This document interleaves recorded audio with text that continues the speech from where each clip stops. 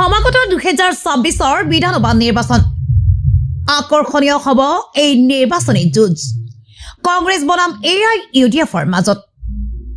প্ৰথমটো যুঁজৰ শক্তি প্ৰদৰ্শন কৰিলে ৰূপহীয়াত সমষ্টিৰ বৰগুলিৰ পৰা বিধায়ক নুৰুল হুদাই ৰূপহীয়াত সমষ্টিৰ বৰগুলিত প্ৰথমটো বিশাল নিৰ্বাচনী প্ৰচাৰ সভা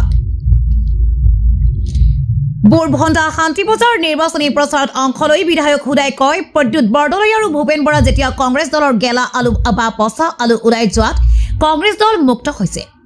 গৌৰৱ গগৈ যেতিয়া অসম প্ৰদেশ কংগ্ৰেছ কমিটিৰ সভাপতি হৈছিল তেতিয়া অসমৰ মুখ্যমন্ত্ৰী ডক্টৰ হিমন্ত বিশ্ব শৰ্মাৰ টোপনি নোহোৱা হ'ল এইবাৰ অসমৰ মুখ্যমন্ত্ৰী হ'ব গৌৰৱ গগৈ ডাঙৰীয়া নিশ্চিত বুলি ক'লে বুৰভণ্ডা শান্তিজান বজাৰৰ নিৰ্বাচনী প্ৰচাৰ সভাত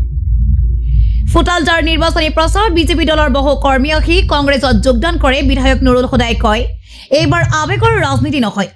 বিবেকৰ ৰাজনীতি হ'ব ৰূপহীয়াত সমষ্টিৰ বৰগুলিত বিধায়ক নুৰুল হুদাৰ প্ৰথমটো বিশাল নিৰ্বাচনী প্ৰচাৰ সভা আজিৰ প্ৰচাৰ সভাত হাজাৰ হাজাৰ লোকে বাইক চাৰিচকীয়া তিনিচকীয়া বাহনেৰে আগুৱাই লৈ যায় বিধায়ক নুৰুল হুদাৰ নিৰ্বাচনী প্ৰচাৰত শিল দল ভাঙি স্বতঃস্ফূৰ্তভাৱে ওলাই আহিল ৰাইজ প্ৰথমটো নিৰ্বাচনী প্ৰচাৰৰ পৰা অনুভৱ কৰিব পাৰি যে বিধায়ক হুদা এইবাৰ জয়ী হোৱাটো নিশ্চিত মই তেওঁলোকক ধন্যবাদ আৰু কৃতজ্ঞতা জ্ঞাপন কৰিছো যেনেকুৱা এটা সমাজ পাইছো এই সমাজে মোক পৰিয়ালৰ সদস্য হিচাপে গ্ৰহণ কৰি লৈছে ময়ো সেই পৰিয়ালত থাকিব আনন্দ উপভোগ কৰিছো আৰু সকলোকে ধন্যবাদ আৰু কৃতজ্ঞতা জ্ঞাপন ইউডিএফৰ পাৰ্টিও আপোনাৰ আপোনালোকে নিশ্চয় অনুমান কৰিব পাৰিব কিবা ইয়াত কিবা ফেক্টৰ আছে নে নাই য'ত এটা পঞ্চায়তত ইমানখিনি মানুহ হাজাৰ হাজাৰ মানুহ ওলাই আহিছে গতিকে ইয়াত আৰু বেলেগ কিবা থাকিব পাৰে বুলি আপোনালোকে ভাবে নেকি আপোনালোকে চিন্তা কৰে নিৰ্বাচনী প্ৰচাৰ কমিটিৰ সভাপতি ফজলুল কৰিম সাহেবকে পবিত্ৰ কৰি মোৰ কংগ্ৰেছ পৰিয়ালৰ সতীৰ্থ বন্ধুসকল শ্ৰদ্ধাৰ মুৰব্বীসকল ওলামাসকল আই মাতৃ ভাই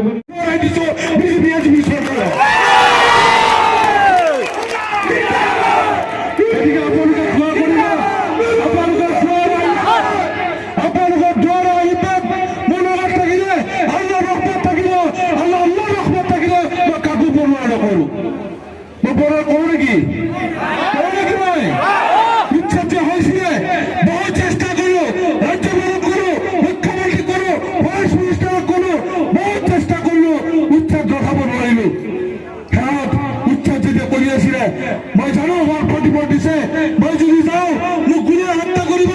মই এই গুলিত ভয় কৰি আছিলো দুৰাগা ছাড়াদুল হাজত নামাজ পঢ়ি মোৰ সহদৰ বুলি মই কৰো মোৰ লৰাক মই কৰো যে মই গৈ আছো মই এই ইলেকশ্যনৰ এই বলডোজাৰ মই বন্ধ কৰিম আৰু বন্ধ কৰিব যাওঁতে যি মোক গুলিয়ে হত্যা কৰে তোমালোকে অসুস্থ কৰিব মই শহীদৰ দৰ্জা পাম আৰু তোৰ জাতি উদ্ধাৰ হ'ব এই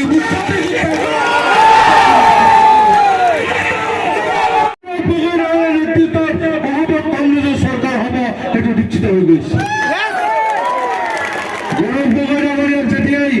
পৰম্পৰে কংগ্ৰেছ কমিটি সভাপতি হিচাপে নিযুক্তি দিলে মুখ্যমন্ত্ৰী হিমন্ত বিশ্ব শৰ্মা ডাঙৰীয়াৰ টোপনি নাইকিয়া হৈ গ'ল যে গৌৰৱ গগৈ মুখ্যমন্ত্ৰী হ'ব তেওঁৰ আশাত গ'ল তেওঁ এতিয়া টকাৰ জোৰ দেখাই আছে টকাৰ জোৰ দেখাই আমাৰ কংগ্ৰেছৰ যিবিলাক ব্লক কংগ্ৰেছ নিৰ্বাচনী প্ৰচাৰ সমিতিৰ সভাপতি ফজলুল করিম সাহেব আমার মাঝে উপস্থিত থাকা আমার জেলা কংগ্রেসের সম্পাদক সাধারণ সম্পাদক হারিসুদ্দিন সাহেব সম্পাদক সাইদুল ইসলাম সাহেব